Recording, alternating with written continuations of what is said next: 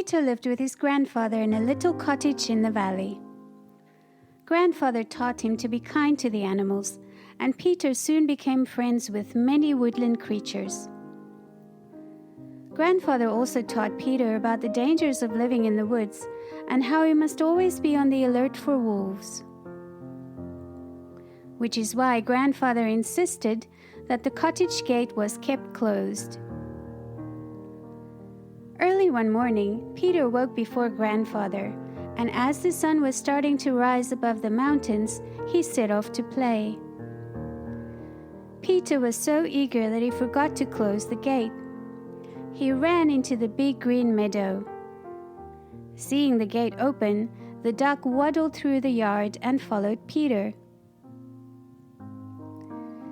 Peter headed for his favorite tree, where his friend, a little bird, was perched. "Morning, Peter," the bird chirped happily. Peter climbed onto the lower branch and started chatting. Everywhere was so quiet, there wasn't even a ripple on the pond in the meadow. Then suddenly, they heard an excited quack. "Oh no, I forgot to close the gate," cried Peter. "Why did you follow me?" he asked the excited duck. "Grandfather is going to be so cross."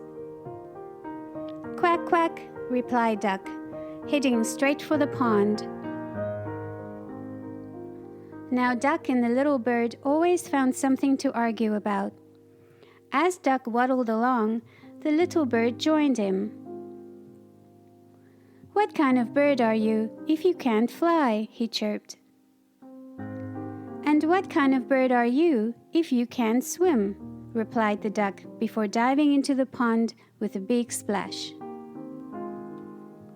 And as the duck swam and the bird hopped along the side of the pond, they continued to argue. Suddenly, Peter noticed a cat ready to pounce on the bird. "Look out!" cried Peter, and in a flash, the little bird was back in the tree again. The cat stared in surprise as the duck flapped her wings wildly. Then the cat turned his attention to the bird once more and began to circle the tree. He wondered if he could climb up quickly enough to catch the little bird before it flew away again. "It certainly isn't quiet anymore," smiled Peter as he watched in amusement. But then an angry voice made him jump. "Peter, Peter, how could you leave the gate open?" cried Grandfather, running across the meadow. "What if a wolf had come?" "Boys like me are not afraid of wolves," replied Peter. But Grandfather did not want to hear this. He led Peter across the meadow and back to the cottage. As Peter waited behind the gate, he realized that Grandfather did know best. For at that moment, a big gray wolf appeared. Seeing the little duck swimming on the pond, the wolf bared his teeth and licked his lips. The duck jumped out of the pond in fright at the sight of the wolf. And in no time, the wolf was chasing the little duck across the field. No matter how hard she ran, she couldn't escape from the wolf. Nearer and nearer came the wolf until, snap, the duck disappeared. Quick as a flash, the cat climbed the tree. Soon the wolf began to circle, staring up with his greedy eyes. The cat stared back. He wasn't afraid. But the wolf was only interested in the little bird. He bared his teeth and snarled.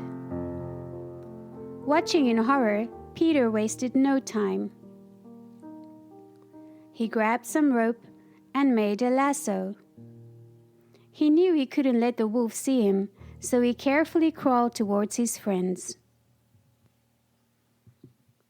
Then he climbed the little wall beside the tree and called out, "Listen carefully, bird.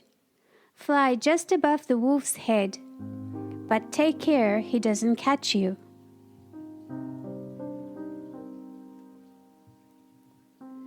The little bird did as he was told. As the wolf snapped, the bird swooped up and down, just out of reach.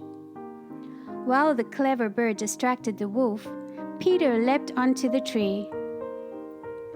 He tied the end of the rope to a branch and dropped the lasso over the wolf's tail. The more the wolf jumped, the more the rope tightened around his tail, and the more angry he became. Just then, some hunters appeared, following the trail of the wolf. "We've caught the wolf," cried Peter. "Help us take him to the zoo." The hunters were happy to help. At the head of the group was Peter, followed by the hunters leading the wolf. Grandfather trailed along the back, still cross with Peter for disobeying him. "If Peter hadn't caught the wolf, what then?" grumbled Grandfather. He was not happy that Peter took such a risk. "But Peter and I were too clever for the wolf," the little bird told Grandfather. Now, if you listened very carefully as the group passed by, you would just hear a faint quack. The wolf was in such a hurry when he ate the duck that he swallowed the bird whole, and the brave creature was still alive. The end.